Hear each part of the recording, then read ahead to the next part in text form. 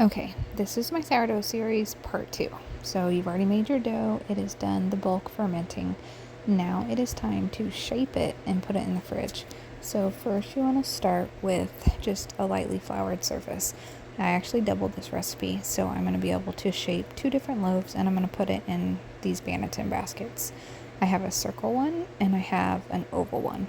So the first thing I do is take off my saran wrap and just kind of check the dough. It doesn't look over fermented, it's bubbly, it's nice and jiggly, and it tears apart from the bowl fairly easily here. So I'm going to just kind of shake it out. It doesn't leave a lot of residue, and if it does, which it does sometimes, I just take it out and put it on there.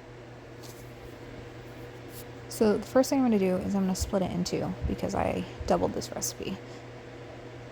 After I split it, then it's going to be time to shape it into a ball. Now remember, this is where a lot of people get confused. So this is after your bulk ferment, where you made your dough, you did your stretch and folds, and you let it rise on the counter. For some people, this is 6 hours, some people this is 8 hours, 12 hours. It really just depends on how fermented you want your dough, as well as how warm it is in your house, and there are just a lot of factors. So I stretch it out into like a rectangle first, and then roll it, and then I just shape it into a ball.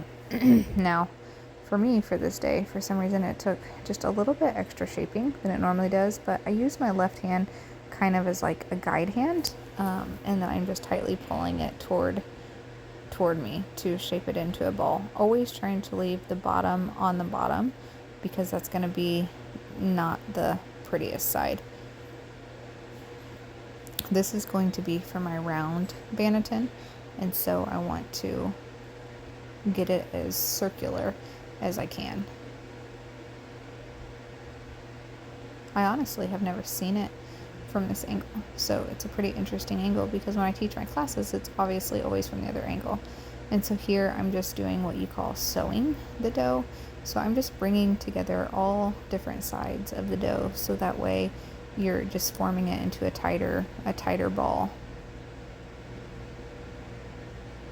Nothing special here. It's just going to help it to stick together and hold that shape even better while it's in the fridge. So remember, we're going to put our saran wrap on, and then I also like to cover it with a towel. The saran wrap helps to hold in the moisture, and then the towel just helps hold the saran wrap on, and then I will put that in the refrigerator, and it will be in the refrigerator cold fermenting for probably 6 to 72 hours. I don't like to go too long, because the longer it ferments, the more sour it gets. But this here is my dough for my oval Banneton basket. So it doesn't take nearly as much shaping, because I'm just putting it in this oval basket, and I don't need to do nearly as much sewing either, just kind of pinching the sides together.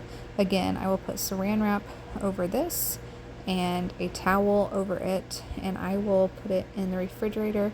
And both of these doughs are going to they're going to cold ferment for probably around 6 to 10 hours. Okay, the next thing that I do is I use my bench scraper here, and I just scrape my flour into the bowl, and then I will dump that bowl of flour into the trash can before I wash it, and it just helps with the cleanup and helps it make it nice and easy. So that is my process for shaping my dough after it's bulk fermented and getting it ready for the cold fermentation in the refrigerator. Thanks for watching, guys. I hope you have a great day, and remember, ask me any questions, like and subscribe.